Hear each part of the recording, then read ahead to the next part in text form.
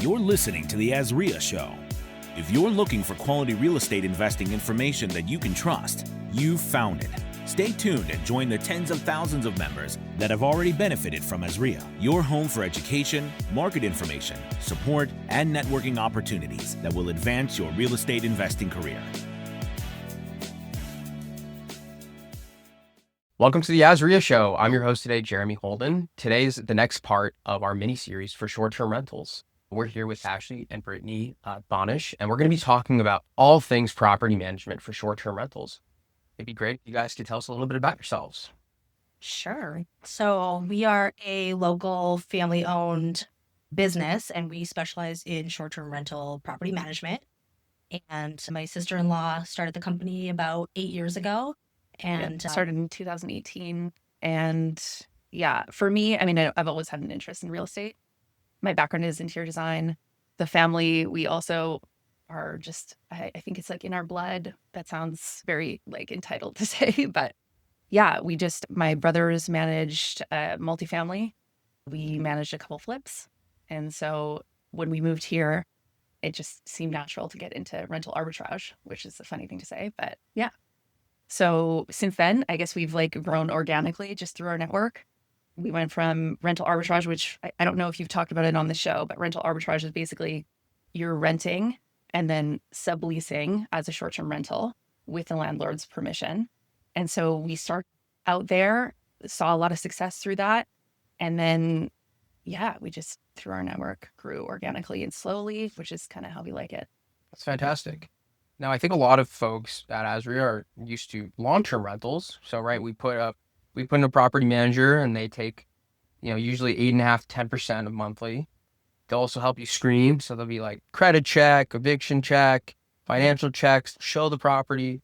Airbnb is completely different. Could you guys give us like a high level overview of how short-term property management is very different than long-term property management? yes, is essentially running a mini 5-star hotel. Especially in Arizona, I feel like people have very high expectations when they walk into a short-term rental, what they want it to feel like, the experience they want to have. So it's very operationally heavy on a day-to-day basis. I think that there's a lot more problem solving on a day-to-day basis that goes into it than a long-term rental. You might have things come up in a long-term rental, but they're not always an emergency, depending on your tenant maybe. But in a short-term rental world, we always joke that everything's an emergency. Everything is urgent. And so essentially you're going to be it's much more focused on hospitality. Mm-hmm. And you can talk a little about what that means. And it's much more focused on like urgent problem solving and being able to adjust and adapt to any problem that comes your way today. What are like the specific buckets? I mean, like with a long-term property manager, right? Like they take applications. I feel like it's very easy to find online what their role is and what their tasks are. Yeah. So let's say somebody were to come to me as a realtor and say, hey, Jeremy, I want to do the Airbnb. I have a job. I have kids. We just have too much going on to manage it. Like, what are the things that a short-term property, what things are they taking off their plate, like to the hospitality they're talking about? What are those specific items? Well, for us, it's everything. We take everything off our owner's plate. Different property managers can operate differently. For us, we say we're full service. So essentially that means you could have an investment property, and we will walk with you along that journey of getting it listed, from even work alongside realtors for like identifying the right property, for doing revenue projections and working with them to identify what needs to be done to that property as well to maximize revenue there if they're willing to invest into it. But then once it's listed, and obviously we're responsible for creating the listing, recommending photographers and the type of photography, doing the copyright. I mean, you do a lot of that. But then on the day-to-day basis, it's everything. It's guest communication. It's constant pricing management. It's knowing how the OTAs work. And It's an OTA for our listeners. It is Online travel agent. What's an online travel agency? Airbnb, VRBO, Marriott Marriott Homes and Homes. Villas, Booking.com. Booking.com. Yeah. So it's knowing how each of them work and how their algorithms work and making sure your listing gets the right type of views and isn't falling to the 5th page when guests are coming in and trying to select a home. It's having right cleaning teams, vendor management. So guest communication, literally everything. We spend a lot of time vetting our vendors, and it's quite extensive. And we also have learned a lot in the field. people need problems resolved quickly, usually within an hour before you start getting requests for refunds and things like that. So we can't just hire any cleaning company, like pool company. It has to be the best. And so we spent 8 years like refining that and having an amazing list of people who respond quickly. Sounds like a lot of work. It's a tremendous amount of work. We were laughing about it and talking about it ahead of time that like even for our own personal properties, because we're investors as well. We believe in this market. We believe we know what can make a profitable home. We think it's a great investment. So we kind of put our money where our mouth is in that way. And in our own home, I mean, we have our team helping us run our home. It's not like we're doing something different for our own personal investments than we do for any of our owners that work with us. And we couldn't imagine having to do it all ourselves. In fact, Britt, you can talk about it because you actually started off managing homes yourself, pretty much doing everything when you first got into property management. Yeah. I thought it was just going to be like messaging guests and, you know, having a good maintenance person and a cleaner. It turned into a full-time job. Yeah. I was the jack of all trades person who showed up and, you know, got to determine whether an issue was worth it to reach out to a maintenance person or not. I mean, and that's not my forte. Like, I think I'm pretty good. I'm about average when it comes to maintenance stuff. But then when it came to like hiring vendors, knowing if they're, you know, if we're getting things for the right price, if we're getting gouged, and then there's a whole host of things that just pop up and you learn as you go. I am not good at like analyzing data. Delaney and Ashley are amazing at it. So I was looking at the pricing and, you know, really focusing on revenue management. It just wasn't my strength. And so I spent a lot of time trying to become an expert in things that I just wasn't very good at. And so I think I only got that good. That's why when we expanded out and we started, you know, developing our team, like everything became easier. And there's a lot of hats to wear. And you have to analyze data to make sure your pricing's good. You have to Absolutely. set up all these technology processes to make sure that your systems are set up so that your listings reflected on the platforms the right way, or the pricing. Yeah. But then there's also the human side of it that, to your point, like when it rains, it pours. Like a good example for us is when we started, you know, these big houses, we didn't think about garbage.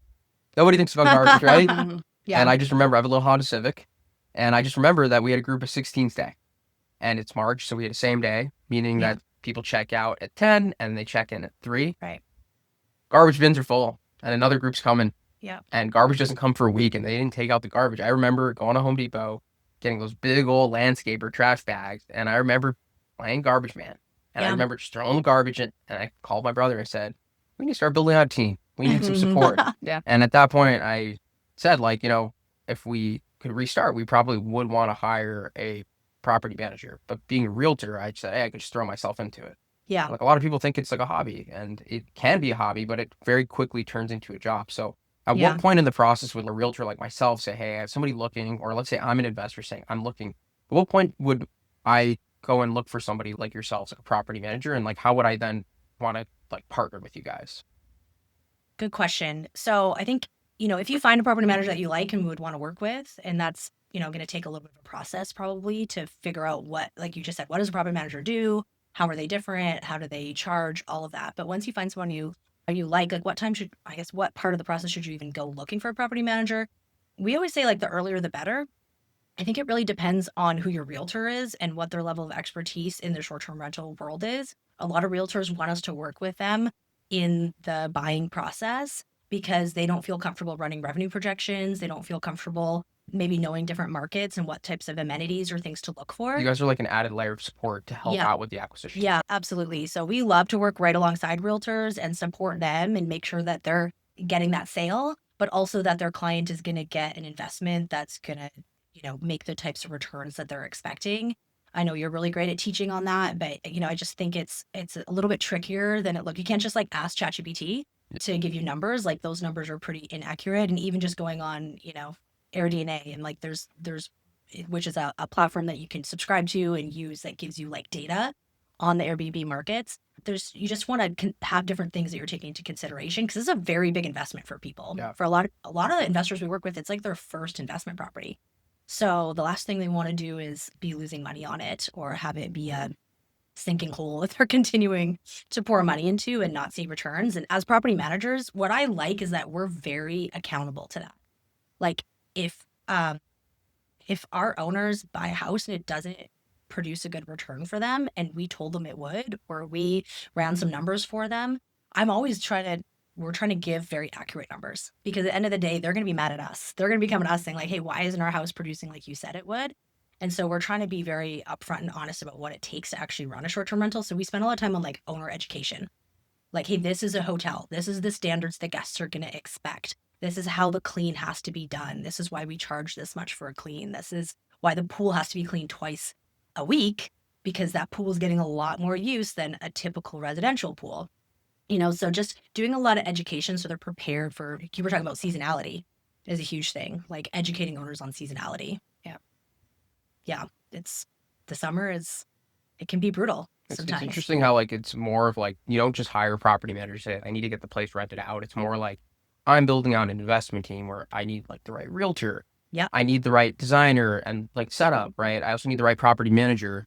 Yeah. I think what would be great for our audience is like, if somebody was to go and interview property managers in the short-term rental space, do you guys have like some basic questions that you think are good? Because for like a long-term rental, it's easy. Like, what's the vacancy in the area? What's the average rent? Like, who's holding deposits? Like, send me some references. But what do you think are some questions for short-term rentals, since it's a little bit more mysterious, that people would want to ask? That's a really good question. I can think of the questions that we get asked. Okay. A lot of it revolves around like, I think that the crux of it is, are you actually going to care about my asset? Because a lot of times they don't know what processes to really look for. Like, one of the things we have is like an in-house cleaning team that is ran like a military ship. They are like highly trained and they know what kind of product to develop. We have a manager managing them, and there's documented evidence of every clean, but they don't really know to ask like, hey, how does your cleaning team run always, or those types of questions. But at the end of the day, what they're looking for is, are you going to care about my asset? And are we going to have good communication? We get a lot of people coming to us from other property management companies. Their biggest complaint is communication, and just feeling like things were falling through the cracks. They weren't kept in the loop on things. Is it like falling cracks with like a maintenance issue? Like, what would be like the top examples of that? All of the above. I think it's like wear and tear in the home. If they're not informed of things when they happen, there's claim filing not being updated on certain things like that. Just general. Would it be like an insurance claim? Yeah, insurance claims, market dates. So, yeah. I mean, there's like a host of questions that. It's almost like you guys adopt these properties. It's like you're inheriting them as your own children or your own homes, and essentially 100%. like watching over them. Really. Now, if we're going to like shift towards like day-to-day operations, I feel like a lot of folks come to me as a realtor and say, hey, I don't really want to do an Airbnb because it sounds like I see everything online between like parties and neighbor issues. We live and breathe this with, our portfolios and our clients. What would you guys say towards like, you guys live and breathe this? Would you say like what we see online is accurate? Is it overhyped? Talk about like maybe like the neighbors and the parties and all that sort of stuff. I mean, this is what we do full time. And so I think we've built a little bit of a tolerance for hospitality, but also it's not as bad as the internet makes it seem. Most people are just coming into town to enjoy some golfing and sunshine, and they're going to leave the house just fine. And so, yeah, there is a 0.01% chance that you're going to get a bad guest and they're going to make some damage to the house. But that's why we have the insurance claim filing processes and the systems that we have in place to protect the homes. Is that through like regular insurance? So it depends. If it's through an OTA, then we try to go to the OTA as an example for Airbnb AirCover first. And then if that doesn't work, we have other additional tools that we use safely. And then, yeah, just your own homeowners insurance. So like, let's say we had a really rambunctious group of people at the house and bills were playing. And somebody thought it'd be a really good idea to break a table because bills were playing, and that's what Bills Mafia does. Probably wouldn't go through our homeowners insurance for something like that. So how would we remediate like maybe that $400 table that broke? Yeah. So I would file a claim through, if it was a booking on Airbnb, just through AirCover. If it was a booking through, if it was a direct booking through our own personal website, I would do it through Safely. And those are just some of the systems and tools that we have set up beforehand to protect us from things like that. First, before you have to go to your homeowner's insurance to file a claim. Would you is there a preference on going through Airbnb because with their coverage, or would you prefer to go through that secondary one Safely that you? We prefer third party insurance because it's less of a rigmarole. Airbnb AirCover takes a lot of time. I don't know what's going on with their systems, but we have seen a change over the past 5 years where claim filing might take months. I've also seen that they've also offloaded a lot of their representatives overseas, which isn't a problem if That's they right. were responsive. Yeah. So we recently got on I think it's called Waymo. I forgot what the company's called. But we have a third party too, and we found it's just been a lot easier because we don't have like these odd interactions with guests that say we didn't break it, and then we'll leave you a bad review.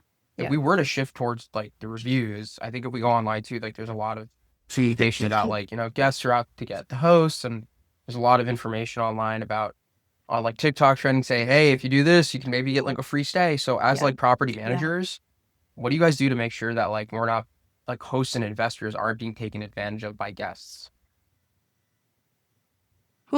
That's a tough one. I mean, the way that AirCover is set up specifically is that when there is an issue, we have to ask the guest for money first, Okay. which is terrible for our reputation, right? Because when you're asking people to give you money for a broken table, they think you're a terrible host, and then they're going to leave you a 0-star review. 1 star, I think, is the lowest, but I forgot my train of thought there, but I had a really good point. So like, do we feel that like, are there ways that you guys can get ahead of like folks trying to like, I guess, hold the host hot? Like a good example would be like, hey, I'm going to give you a 1 star if you don't fund me the whole stay. Or like, hey, like, here's a picture of like the toilet. It's not clean, when we have photos from our cleaners that it's clean and they ask for refunds. Like, how do you guys remediate like Yeah. guests that are trying to take advantage of investors, owners, and property managers, and essentially like gaslighting us? That's like, it's a really good question. We're always trying to figure that one out because we are in the hospitality business. This isn't like long-term rentals where you can just like get a vendor to come out in 2 weeks to fix your problem. Like, these people have the most high expectations. It's the, one vacation that they get to go on with their family in a year. And so the stakes are high for them. They feel super responsible. And so it's our job to make sure that everything goes well. And we talk about it all the time. There's more and more Karens Yeah. now than there was 8 years ago. And so the expectations are high. It's tricky. We always kind of want to frame it like, if we don't take care of our guests, it impacts every area of our business. And so we always look at it through the lens of hospitality first. And so if someone's having a terrible time and asking for a refund and our reputation is at stake, it's always situational. We always have to take a step back and factor in all, because a 1-star review can mean thousands of dollars for you over the course of an annual, year. It's like a lot of just like experience, right? Yeah. That's what I'm taking away from this conversation, is that like, you can go into self-managing your Airbnb, but like, to your point, Ashley, you have to learn the guest communication. You have to learn all this technology. And to your point, Brittany, like, just because you've actually just got the place set up and now you're running it, let's say, you still have the active management of like, Karen's staying and Karen thinks it smells like cigarettes, even though it's a non-smoker home. Or Karen says that there's a few leaves in the yard, even though the landscaper just came. So it feels like there's just so much value in hiring a property manager that it probably just lead to either freeing up your time or you'd be able to just make more money. Like, is there like, do you guys see that where like there's definitely like a return on just investing in folks like yourselves? Sometimes we have a handful of people that come to us who have self-managed, and they do see an increase in their revenue working with a property manager. So I think it's good to factor that in. We can't guarantee that. What are like some of the low-hanging fruits that lead to like you guys making people more money, or a professional property manager making them more money? Pricing is a big one, making sure your home is priced properly, marketing, making sure it's on the right platforms, that you're working with the algorithms to make sure they're getting seen. I mean, just little things like changing the photo order on Airbnb can allow your listing to get seen, or giving a 15% discount. And there's ways to give a discount without giving a discount, right? And kind of work with Airbnb on that. So those are a couple things, but it's even the boots on the ground, right? When someone's complaining that the pool is, filthy and there's a couple flies that are floating around or leaves that are floating around on the top of the pool. If you are an out-of-state host, it's very hard to get someone to come out for that reason. But we have people who can come up and show up immediately and treat their issue like it is an adequate issue, right? Like, that's not, we don't ever want our guests to feel like, there's any issue that isn't worth us resolving immediately. What about property types? Because you could put like a shared bedroom on Airbnb. You also could have like a $12 million house inside of Camelback Mountain. Yeah. So how does it also work with, same thing with like a long-term property manager, a 1, 2, 3, 4. Hey, it's furnished, it's unfurnished. You pay utilities, you don't. You set up with costs or not, like pets or no pets, but it's very rigid.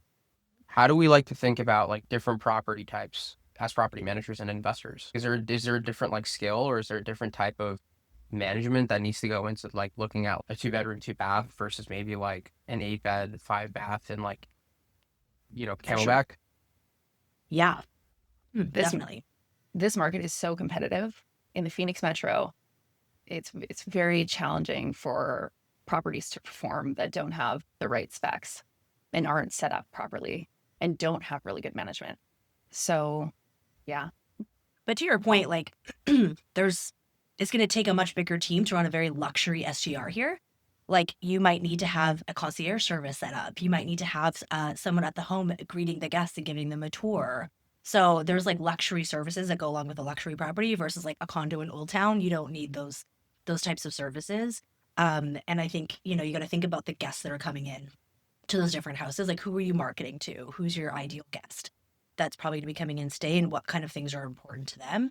And sometimes full service property management isn't right for everybody. Like sometimes you might have a skill set as an investor where you want to do guest communication or you want to do vendor management or something like that. Or you want to do a lot of the back end stuff. And that might be something you're good at or you want to do. So it might make sense to work with a property management company that does certain parts of the management and you can do other parts. Is there like a name or like a term for that? Well, that isn't full service property management. Would somebody just Google like Technically, probably like a co-host. What's a co-host? Someone who splits the tasks of management. So it could be any variation of. What would like be an example of like working with a co-host look like?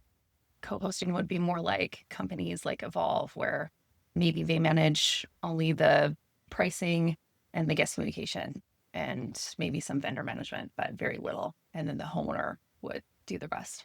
The homeowner does more like the boots on the ground stuff, and Evolve will do anything that's like online. Yeah. And it could be any variation of it. I mean, you could outsource your pricing, you could outsource different areas of it. Yeah. In terms of like the day-to-day operations, obviously like everything is really important. Like we love all of our kids equally. Is there a specific part of the operation that's the most important? Like would it be the cleaning? Would it be like repairs and maintenance? Like is there like a lifeblood of the business? Our two biggest focuses are protecting the home and then the guest experience. So, and everything is important within that. If you have leaves in the pool, like it will become a problem for you in your reviews and that will impact your revenue. If you're not priced right, that could be a significant difference in your like end of year ROI. Yeah, it's really, I can't even like pick one because all of it is so important. Yeah, and we're constantly trying to like maximize each listing. So like now what's so great about AI is it's like doing data analysis for us on such a faster level. So we can identify what's wrong with a listing a lot faster. If it's like, hey, why isn't this listing performing? It seems great. Photos are great. It was doing well last year. Like, why is it not performing this year? And we can get like real-time data so much faster to be able to go, okay, how can we change this? And the reality is like all the metrics are important. If one of the metrics is off, like the pricing is off or the reviews have been bad or the cleaning wasn't good or, there's some sort of internal issue with the house that has just been swept under the rug or the guest communication has been a little off with that property. I mean, a lot of things with us are like very uniform across the board, but there are some things like, pricing and things like that are individual to that home and that market and that size of house. That makes sense. Yeah. Well, I think one of the biggest things that like I've been seeing like on the acquisition side is that like a lot of clients, we talk about property management and we talk about like interior designers or we talk about like these little niches like communication or pricing. And it seems like ChatGPT and Claude is actually the solution for everything. Right. What do you guys think about that? Like, do you think that like Claude and ChatGPT can replace you guys and other property managers, or do you think that there's like a time and place? Maybe one day. I think so. I mean, anything's possible one day. At one point down the road. But right now, it's absolutely not there. So they couldn't, like, if you just tried to teach Claude a skill or ChatGPT, like, it couldn't do all of this? I think you can outsource some of it. Okay. And maybe to an okay level, we've played around with AI, doing some of our guest communication, things like that, 3 a.m, those shifts where nobody wants to respond. And the OTAs reward you for responding quickly. So that's a priority for us. It didn't go well. Really? It hasn't gone well yet. Even just like a basic communication it couldn't do? Yeah. I mean, it can do like automated messages and it can maybe fill a gap there, but I wouldn't feel comfortable just yet with where it's at to be able to fully automate the process. You get all sorts of funny conversations that happen through AI. It's just not. I can imagine if also something like breaks.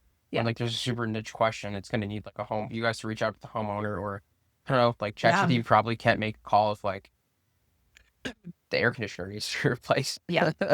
Yeah. AI is really amazing if you know how to work with it and you know how to program it. But generic prompts on AI with where it's at, whether it's, how to increase your revenue, what changes to make in my listing, those types of things, I just wouldn't trust it 100% just yet. I think it will get there. Just it's not there yet, and probably not to the point where you want it for another handful of years. That makes sense. Yeah. Thank you for the time today, guys. Yeah, Where can thanks people for learn having more us. about you guys and the co-host? You can go to our website at thecohost.co, or you can visit us on Instagram, thecohostco. Fantastic. Well, thank you for your time today, guys. Yeah, and thanks, Jeremy. thank you for listening. Passive, really, I think this massive. Stable cash flow, lavish. All the finance for the masses. This 14% in manufactured housing. Really, all the deals I be doing is kinda hard to keep on counting. Not really. 10% for the year is clear. This the new way.